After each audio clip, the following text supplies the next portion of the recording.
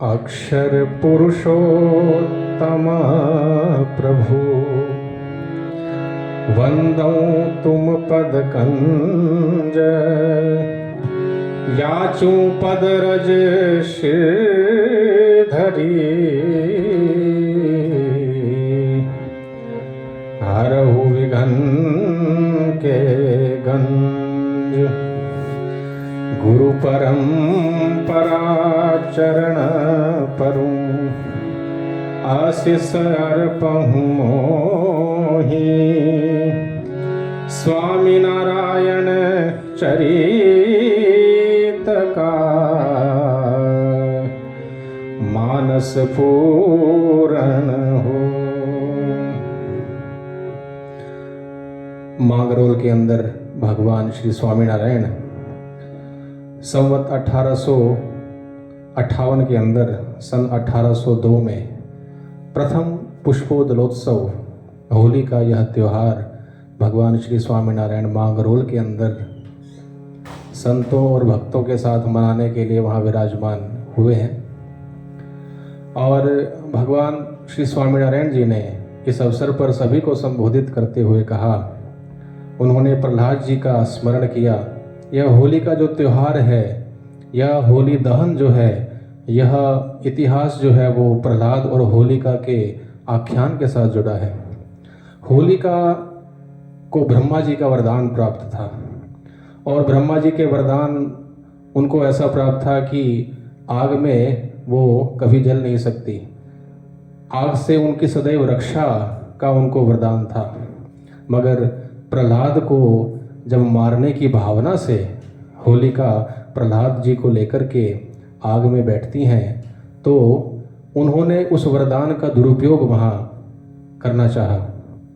ब्रह्मा जी ने उनको वरदान दिया था कि रक्षा के लिए, मगर उन्होंने प्रहलाद जी को मारने की वहाँ कोशिश की और वो जो वरदान था ब्रह्मा जी का उसकी मर्यादा भंग हो गई और होलिका जल गई और प्रहलाद जी महाराज की वहाँ रक्षा हुई। भगवान स्वामीनारायण जी प्रहलाद जी को वहाँ अंजलि अर्पित करते हैं, प्रहलाद जी का स्मरण करते हैं और सबको संबोधित करते हुए कहते हैं कि प्रहलाद के समान हमारी अटूट अचल और सुदृढ़ भक्ति हमारी होनी चाहिए। और तो इस त्यौहार पे भगवान श्री स्वामीनारायण सबको संबोधित करते हुए प्रहलाद जी के आख्यान से शुरू करते हैं। स्वामीनारायण चरितमानस जी में ग्रंथकार जी ने लिख दिया, सो प्रहलाद को जारण काजे, सो प्रहलाद को जारण काजे, आप गोद लई चिता विराजे। होलिका भगवान प्रहलाद जी को लेकर के चिता में बैठी हैं। आप गोद लई चिता विराजे, हरि इच्छा तिन जर गई काई, भक्त कुलेश हूँ आचनाई। और प्रहलाद जी महाराज वहां बच गए और होलिका जल गई। भगवान कहते हैं, आश्रय ऐसो कीजिए जैसो कीन प्रहलाद, मारत जारत सब विधि धर्यो नालेश विषाद। भगवान ने कहा आश्रय जो है हमारा वो ऐसा सुदृढ़ होना चाहिए, प्रहलाद जी की भांति वह आश्रय हमारा सुदृढ़ होना चाहिए। आगे भगवान श्री स्वामीनारायण जी सबको संबोधित करते हुए कहते हैं कि होली का जो अवसर है उस समय समाज के अंदर लोग गोबर से, कादव से, कीचड़ से भी होली खेला करते थे। आज भी कई जगह इस तरह से होली का प्रचलन है। मगर भगवान कहते हैं कि यह कोई गोबर कादव कीचड़ से खेलने वाला त्यौहार नहीं है, भगवान कहते हैं इस त्योहार में भक्ति के रंग से हमें यह त्योहार मनाना चाहिए। ग्रंथकार लिखते हैं, बाण भक्ति की जब चढ़े तब रंग वर्षण होई, गोबर कादव कीचड़ से भक्त ना खेलहि कोई। और भगवान ने उस दिन सर्वप्रथम यह जो त्योहार के अंदर कई कुरीतियां, कई तरह की जो गलत प्रथाएं वहां पर प्रचलित थी, भगवान ने सर्वप्रथम इस त्योहार में उस दिन पुरुष और स्त्रियों की अलग अलग, दोनों अपने अपने गुटों में यह होली का त्योहार खेलें, ऐसी मर्यादा वहाँ भगवान ने सबको समझाई।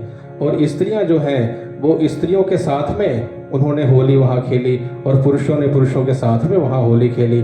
तो यह धर्म की जो स्थापना भगवान ने वहाँ सर्वप्रथम होली का जो त्योहार भगवान ने मनाया, इसके अंदर भी भगवान ने यह धर्म की स्थापना सबको यह इस प्रकार से इस त्योहार का लाभ दिया। ग्रंथकार ने लिख दिया, भूवि उस उत्सव प्रथम ही आया,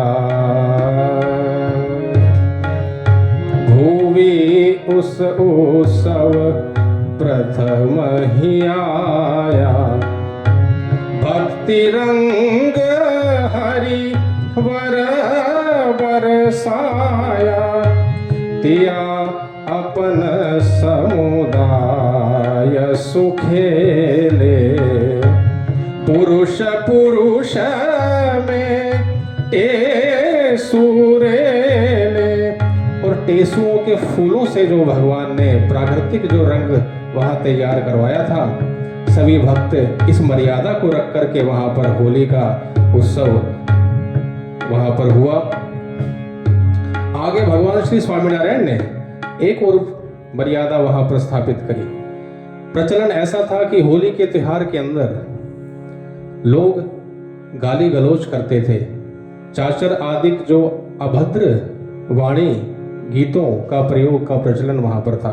भगवान स्वामीनारायण ने वह भी बंद करवाया और उन्होंने शुद्ध भक्तिमय रस पदों का गान सबसे करवाते हुए इस त्योहार को बड़ी ही सुंदर रीति से, अलौकिक रीति से इसको वहां मनवाया। ग्रंथकार लिखते हैं,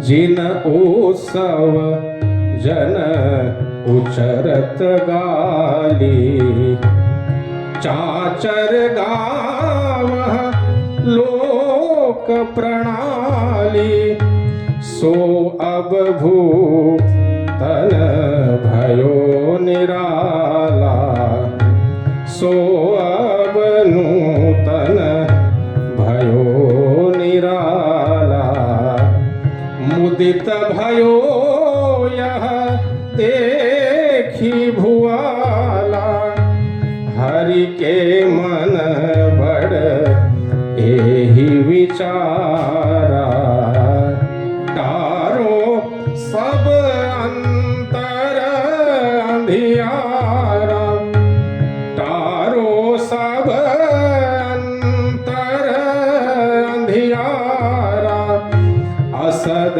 वासना प्रकृति स्वभाव, सब बिदारी तहाँ बस पाऊं।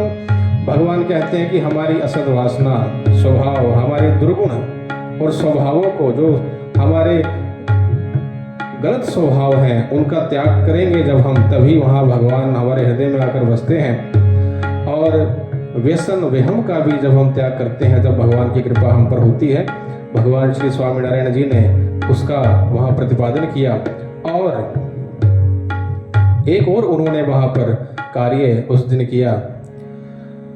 उस समय तत्कालीन समाज के अंदर जो सुशिक्षित नारियां थी, भक्त महिलाएं थी सुशिक्षित, उनके द्वारा उन्होंने जो साक्षर नहीं थी महिलाएं, उनको साक्षर करने का कार्य भी भगवान ने वहाँ प्रारंभ किया। आज वर्तमान सरकार साक्षरता अभियान के द्वारा सभी को शिक्षा देने का जो एक प्रण लेकर के कार्य कर रही है। भगवान श्री स्वामीनारायण जी ने उस समय सर्वप्रथम यह जो कार्य है सबको शिक्षित करने का कार्य और ख़ास तौर पर स्त्रियों को शिक्षित करने का कार्य, ताकि स्त्रियां अपने घर व्यवहार का कार्य कर सकें और अपने आत्मकल्याण के लिए भी धार्मिक ग्रंथों को भी वो पढ़ सकें और अपने परिवार के बच्चों को भी पढ़ा सकें, अपना व्यवहार कार्य भी समझ सकें। उसके लिए उन्हें किसी पर निर्भर रहने की आवश्यकता ना पड़े। भगवान श्री स्वामीनारायण ने उस समय यह बेटी बचाओ बेटी पढ़ाओ का जो वर्तमान में सरकार कोशिश करती है, भगवान स्वामीनारायण ने उस समय यह कार्य प्रारंभ कर दिया था। ग्रंथकार ने लिख दिया, तीयजन वाचन दक्ष होई, पठवत निज संतान, धर्म ग्रंथ यूं पाठ करे, अरु व्यवहार सुजान, अरु व्यवहार सुजान, सबको अक्षर ज्ञान दिलाया, सबको अक्षर ज्ञान दिलाया, साक्षरता अभियान चलाया, सबको अक्षर ज्ञान दिलाया, साक्षरता अभियान चलाया।